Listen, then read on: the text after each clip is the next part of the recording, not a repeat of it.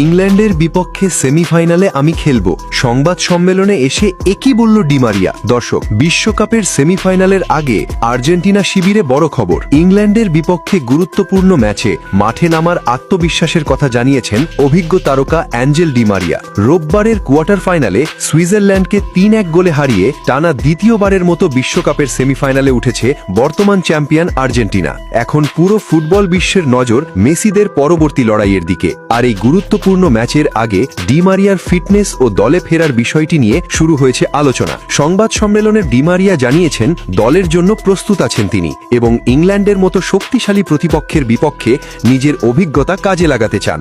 আর্জেন্টিনার জার্সিতে বড় ম্যাচে বারবার পার্থক্য গড়ে দিয়েছেন এই তারকা। বিশ্বকাপ ফাইনাল ও কোপা আমেরিকার মতো গুরুত্বপূর্ণ ম্যাচে তার অবদান এখনও ভক্তদের মনে রয়েছে।